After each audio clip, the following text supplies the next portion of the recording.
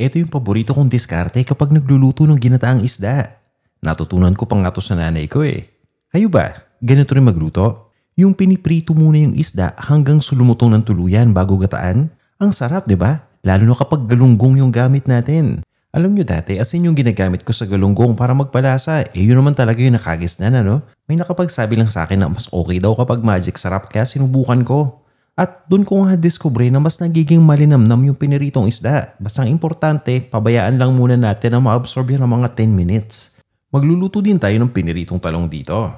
Kaya nga hiniwa ko muna yung talong. At ito nga pala yung tekniko para hindi mag-absorb ng maraming mantika yung talong. Alam naman natin na kapag pinirito yan, lahat ng mantika na-absorb, diba? Kaya nga binabrush ko na kagad yung mantika dito sa talong. Nagpapainit na ako ng pan or ng wok at idinediretso ko na tong talong.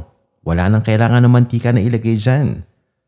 Niluluto ko lang ng 2 minutes per side yan. Tinatanggal ko na nga yan dito sa aking wok. Itinatabi ko muna yan. At inihahanda ko na yung isda para maprito. Gusto ko pa naman dito yung talagang crispy. Kaya pinabayaan ko lang muna to hanggang sa malutong mabuti.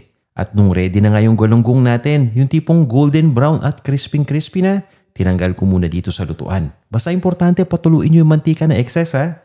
Binuwasan ko lang din yung mantika at inumpisahan ko nang igisa yung luya. Igisa nyo lang ng 30 seconds yan at ilagay nyo na kagad yung bawang. Pagdating naman dito sa bawang, ginigisa ko lang yan hanggang sa mag-umpisa ng mag-brown. Ilagay nyo na rin yung sibuyas at ituloy nyo lang yung pag-isa hanggang sa lumambot na to ng tuluyan. Sabay lagay ng gata. Best pa rin talaga ang sariwang kakang gata dito. Since wala nga available ngayon dito sa amin, ito, delata. Pero okay na yan. Pakuluan nyo lang muna. At once na kumulo, naglalagay ako dito ng sukang puti. Sinisimmer ko lang muna yan ng 3 minuto para lang kumapit yung lasa ng mga ingredients na ginisa natin dito sa gata. And after 3 minutes ay tinitimplahan ko lang yan ng patis. Naglalagay din ako ng paminta dito. Hinahalo ko lang yan at nilalagay ko na yung siling haba. Kung gusto nyo ng mas maanghang, pwede kayong gumamit ng siling labuyo dito. Nilalagay ko na rin yung mga piniritong galunggong. Niluluto ko pa yun ng mga 3 minutes pa para yung lasa naman ng isda yung kumapit dito sa gata. At nilagay ko na nga yung piniritong talong. Meron din akong bok choy dito. Pwede kayong gumamit ng pechay. At naglalagay ako ng malunggay.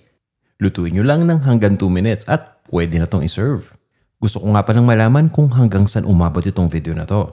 Paki-comment naman kung saan kayo nanonood ngayon. At kung nagustuhan nyo tong ating video, maraming salamat sa pag-share at sa pag-like dito ha. Ano-ano pa ba yung mga gusto ninyong recipes na i-share ko sa inyo in the future? Paki-type na lang sa comment section ha. Ito na yung ating ginataang isda. Tara, kain tayo!